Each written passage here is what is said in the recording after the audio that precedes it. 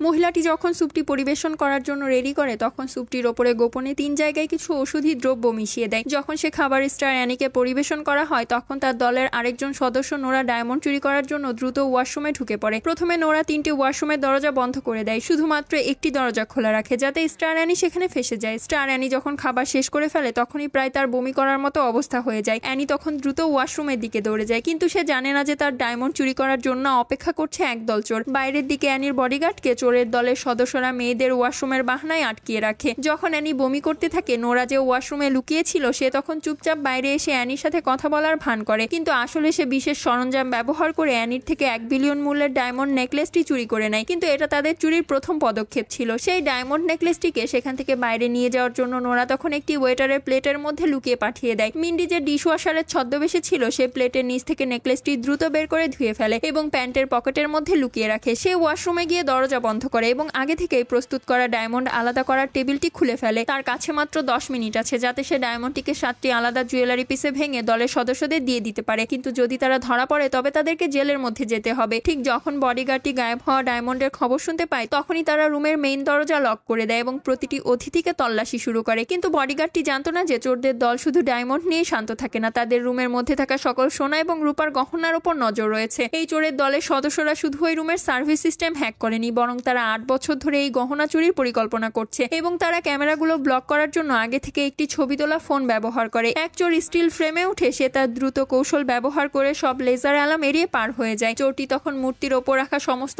আসল গহনা নিয়ে নকল গহনা রেখে দেয় এবং অবশেষে চোরটি একটি বক্সে লুকিয়ে চুরি করা সোনা এবং রূপার গহনা একটি ময়লার জায়গায় রেখে আটকে দেয়। তখন একটি ময়লার গাড়ি এসে সেই বক্সটি বাইরে নিয়ে যায়। এর মধ্যে মেয়েটি আবার নেকলেসটি পুনরায় জোড়া লাগাতে থাকে। যখন বডিগার্ডটি সেখানে পৌঁছায় তখন চোরদের দলের একজন নকল ডায়মন্ড নেকলেসটি পানিতে ফেলে দিয়ে এমনভাবে দেখানোর চেষ্টা করে যেন আসল নেকলেসটি পাওয়া গেছে এবং সবাই ভাবে যে অ্যানি সম্ভবত ভুলে এটি পানিতে ফেলে দিয়েছে। মেয়েটি তখন আসল নেকলেসটি জোড়া লাগিয়ে আবার নোরাকে দিয়ে দেয়। নোরা তখন ওয়েটারের ড্রেসে ছিল। তারপর নোরা ওয়েটারের পরিচয় ব্যবহার করে সেই নেকলেসটি দলের বাকি 6 সদস্যের মধ্যে ভাগ করে দেয়। সবাই আলাদা আলাদা স্টাইলের জুয়েলারি পরে সেখান থেকে বাইরে চলে যায়। যখন নকল ডায়মন্ড নেকলেসটি জুয়েলারি কোম্পানিতে ফেরত দেওয়া হয় তখন তারা বুঝতে পারে যে 1 বিলিয়ন মূল্যের আসল নেকলেস এখন সম্পূর্ণ বদলে গেছে। পরের ভিডিওটি দেখার জন্য প্লিজ সাবস্ক্রাইব।